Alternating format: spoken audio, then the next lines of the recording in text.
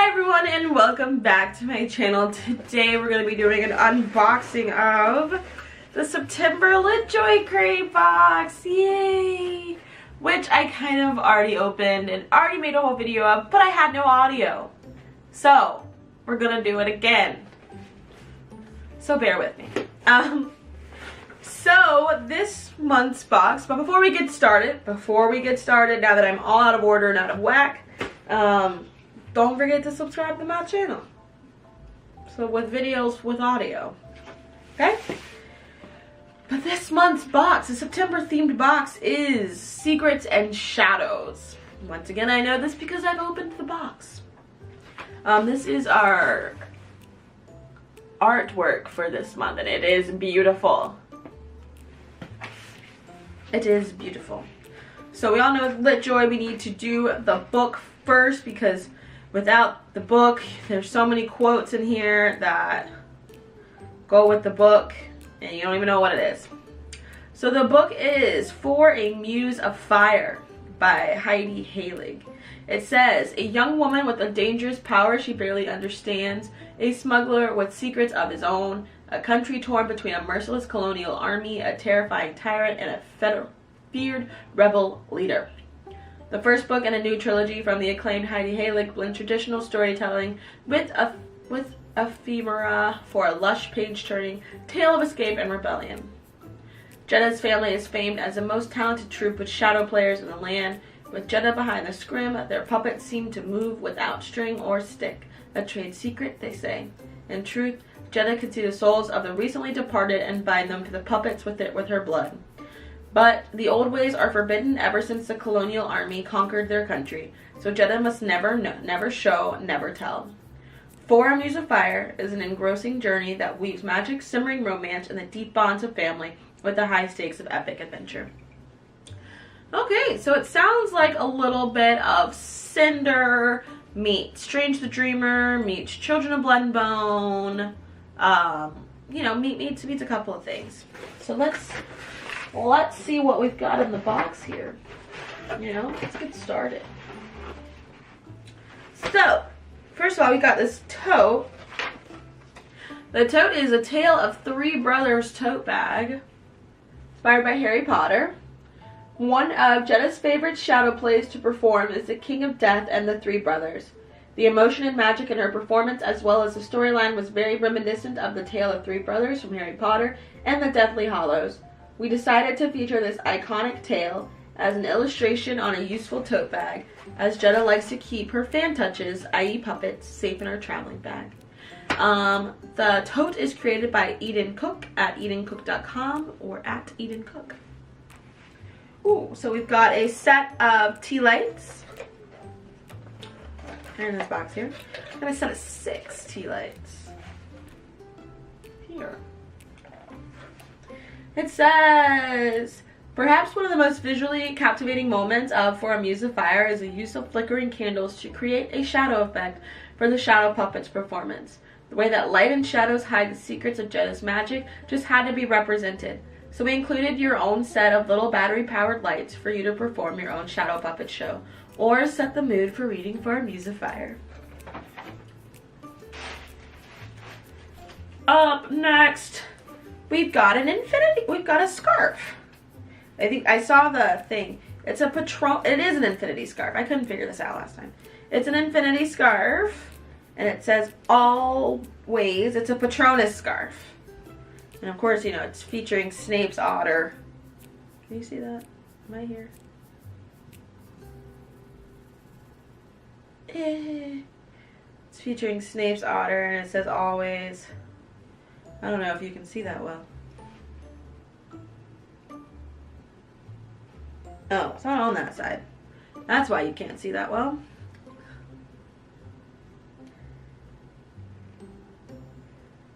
I guess I should say Snape and Lily. It was got some other Patronuses. I didn't see that. Dogs and otters and, you know. Okay, so there's a lot of Patronuses on there. But yeah, but of course, you know, we all don't like Snape. Not because he doesn't end up being good, but because he wasn't actually good. He was just, you know, if you don't stand up for something, you'll fall for anything, Snape. And you fell. You fell. Mean. Up next, we have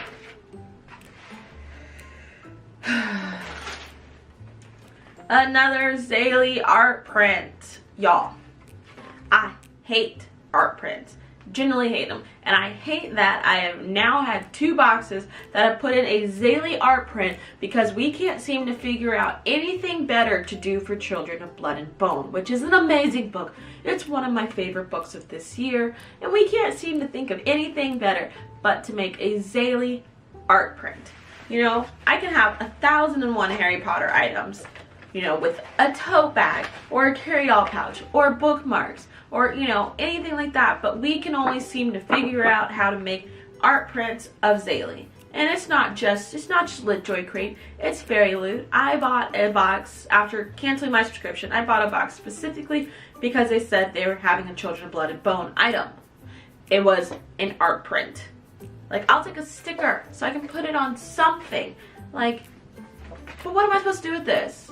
What am I supposed to do with this? I hate art prints. They're not practical, they're not useful, and they make my place even more cluttered than it already is. But it says, when we read that Jenna could see and summon spirits, our very first thought was Zaylee. Zaylee from Tomi Adeyemi's Children of Blood and Bone is a diviner. Her ability as a reaper allows her to summon the spirits of the dead and bend them to her will. We are so honored to be including this breathtaking illustration by Joe Painter of Zaylee in this crate. You can find her at PoeJainter on Etsy or at Poe_Jainter on Instagram. So yeah, I hate art prints, and I'm so mad that this book has been reduced to art prints with all of the amazing symbolism that's in this book. We could have a dagger, we could have a scroll, we could have anything magical, but we can only seem to come up with art prints. It's because they're not trying. Do better. You don't just get to put in the, you don't just don't get to put these in for your diversity quotient of your box for the year. Let's see what's up next. So we've got more useless paper items with our trading cards. I don't even know where mine are. I don't know where I've been putting them. So our trading cards, these are, we could not have picked 2 characters to better represent the whimsy found in For a Muse of Fire than Lonnie Taylor's Karu and Zuzana. Just as Jenna puts animal spirits into the bodies of puppets, Karu's story is deeply intertwined with the ability to add a spirit to a new vessel. And easily Zuzana's puppet dance installation is one of the most memorable puppet moments in YA literature. I don't know anything about A Darker Shade of Magic because I haven't read them yet. So I know nothing about these characters. But I do love Strange the Dreamer by Lonnie Taylor, so you should read that. Because Muse of Nightmares is coming out this month. So you should read that. Ooh, but this is the cover for Muse of Fire. It's fire. It's fire. It is also fire. It is beautiful. I love it. I do love the cover. It makes me want to read it. Ooh, it's a thick one. But it definitely, oh, look at that. Did I read that? So they put the art print on the back of the cover. Nice. I didn't know that. Fun facts. Fun facts, fun facts. It is signed by the author. So you have a pretty signed book. It keeps. Ooh, and here's the letter. It says, Dear Reader, theater was my first love. When I was a child, I blasted musicals like pop songs. In middle school, I starred in all the plays for drama club. I met the love of my life in 10th grade, Shakespeare, and we flirted using Richard III's dialogue with Lady Anne. In short, I was a total theater nerd. It took a few years for me to realize that my love of theater was, at heart, a love of storytelling, and now I write my own words instead of performing someone else's. But theater gets its hooks into you, from the sweat, dusty perfume of the costumes to the radiant warmth of the spotlights. So when inspiration struck for a story about a Gippola shadow player caught between